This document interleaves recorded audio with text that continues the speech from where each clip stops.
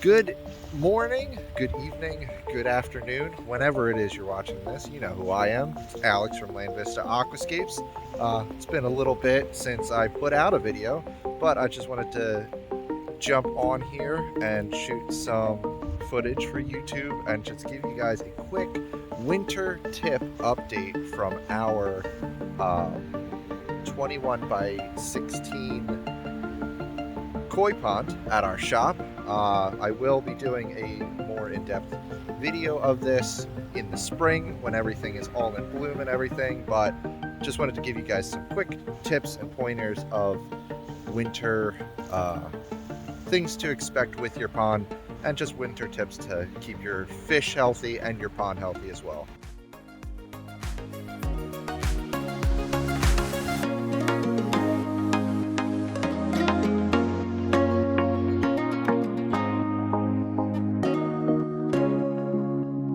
So I am also out here with Jude the Cardi, shameless plug for my corgi's Instagram.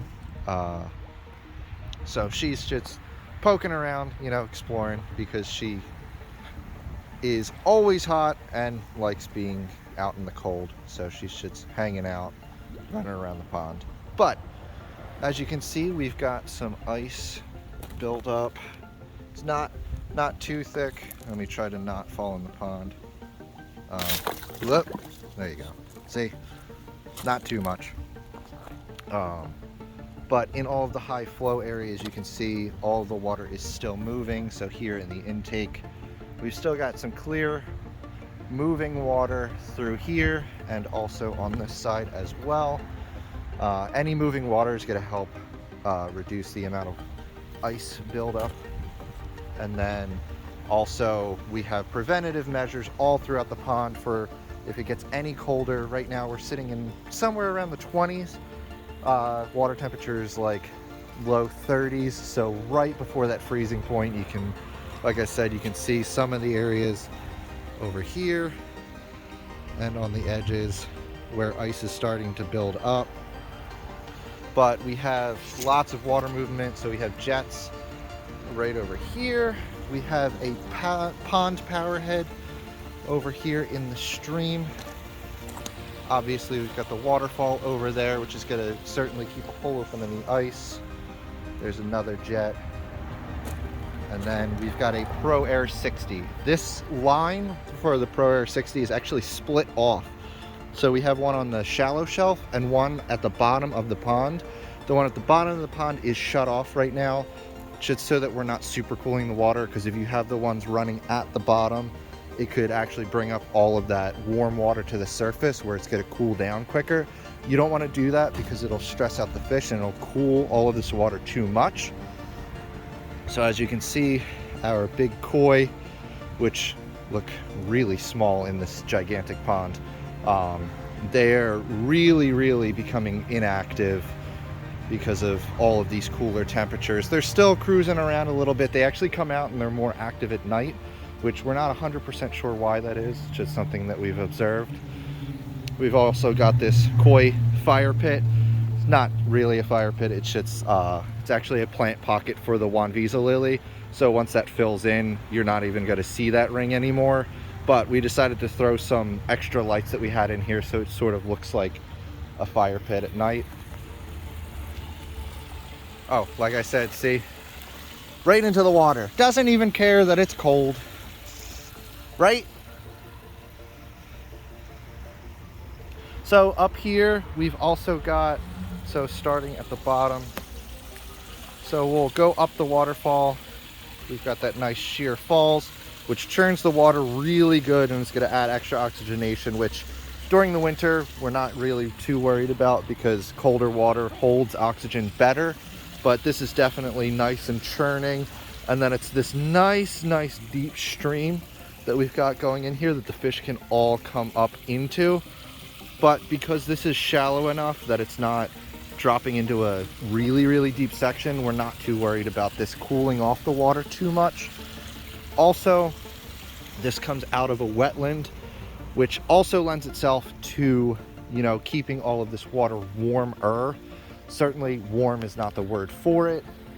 because it is still in the 30s. But because it's all buried in the ground, this wetland is about 4 feet deep, maybe a little bit more than that. But that's going to keep all of the water warmer than air temperature.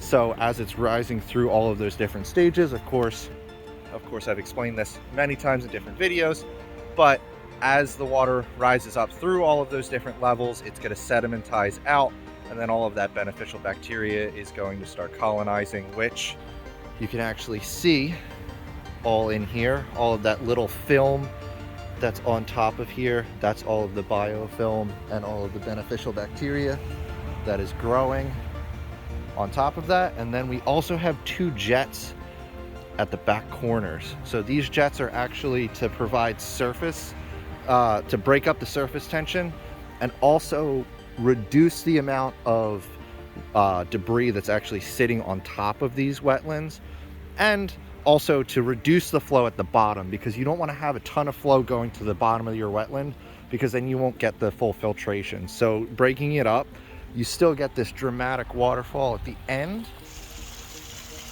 without sacrificing the filtration capacity, because if it is going too quickly to the bottom, it'll actually channel and then you won't get as good a filtration.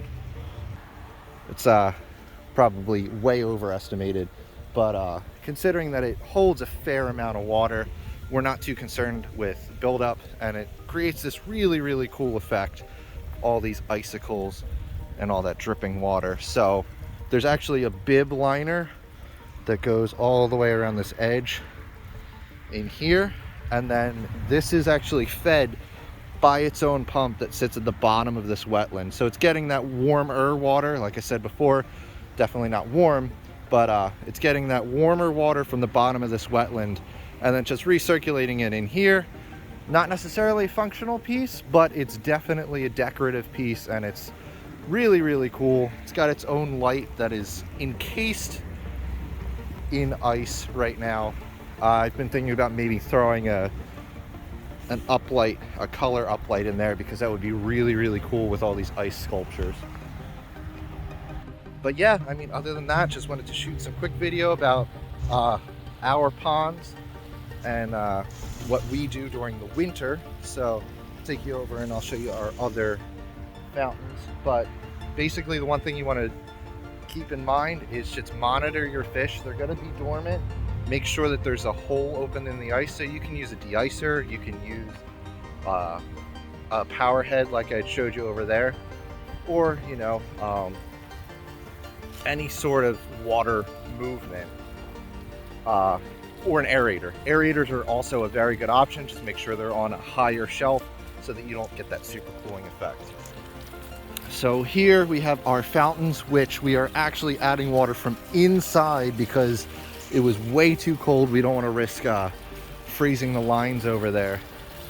But because of all the ice buildup, it was actually just sucking air. So we're filling it up now. But like I said, you definitely can run these things during the winter. You just have to worry about, you know, all of this ice buildup, losing it. So it's not going to hurt anything because obviously there's no fish or anything in here, but you certainly can. Same thing with these features. We decided to shut them down just because we didn't want to have to keep filling these. They have smaller basins, like this mushroom leaks normally, so we decided not to run it during the winter. As you can see, the stark contrast between the two. This guy has a decent basin, but again, we don't want to worry about having to fill it throughout the winter. And also the DIY fountain over here, we shut down for the winter. And then finally, the original two smaller features. We've got our 8x10 with a fair amount of ice. There are definitely still fish in here, but they're hanging out down under that cave in there. A little bit of ice buildup, but nice big open area. So as you can see, there is not a de-icer or an aerator in here, but there's still a hole open in here. So like I said, as long as you have water flowing, everything should stay open. You just want to watch your skimmer openings to make sure water's still flowing. So the area right in front of it should still flow and water will go underneath of that ice as long as it's not frozen shut. And then over in here on our 11 by 16, you can certainly see there's a fair bit more ice buildup in this one. But we've got plenty of flow up in these streams. Jude's actually going to go check and make sure that the streams are all doing okay. Make sure that everything's... Jude, everything good? Great. So plenty of flow, keeping that hole open right in this front area. But we also have two other countermeasures. We've got a small Pro Air 20 right here. So you can see that's much less flow than the Pro 60 that's over there. Let's see if I can zoom in on that. So definitely much less flow than that as far as air goes. And then we've also got a power head on this as well, just pointed straight up at the rock, just to get some disturbance and, you know, break up any of the ice that starts to form. And as you can see, there's this huge area in here that's staying open. So of course it's not super cold, it's only in the 20s, but it's definitely helping to break that up and then keep this all open right in front of the skimmer. So adding extra movement, adding an aerator or a de-icer, all of those things are super good ideas for your winter pond maintenance, just to, you know, be able to keep that hole open in the ice, because you want to facilitate gas exchanges in the pond. So if it actually freezes solid, you could get buildup of ammonia from all of the leaves and all of the fish waste. Even though they are more dormant, if you seal that off, you'll have issues where all of those gases are building up underneath of the ice, and you could have major losses of fish, unfortunately. So you just want to keep that in mind, to keep a hole open in the ice, but definitely do not smash it with a hammer or anything, because that is extremely stressful on the fish.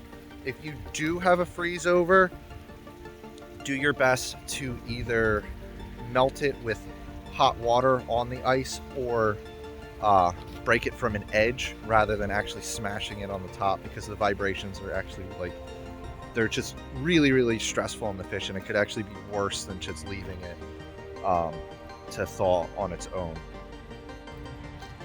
But other than that, that's pretty much all I've got. Hopefully this video wasn't too sporadic and too rambly. Just wanted to jump on here, give you guys a quick update. We are keeping busy as much as we can. Certainly looking forward to spring, seeing all of you guys and, you know, taking care of your ponds. We are always here if you need anything. Certainly we are here if you have any questions. You can certainly give us a call. I'll put the phone numbers up here and down in the description. And we also do have a text line as well, so I'll put that up as well. And reach out to us on Facebook. All of those, we'll be as quick as we can to respond to you. And of course, you're always welcome to stop into our store. But other than that, hope you guys enjoyed this video. I'll stop rambling. Check us out on Facebook, Instagram, and of course on YouTube. Give us a like, give us a subscribe. Honestly, give us a dislike if that's what you're into. If this video was too much, if you don't like my face, you know, I'm not going to take any offense to it. But anyway, love engaging with you guys. Hope you leave a comment below, and I'll see you guys in the next one. Take care.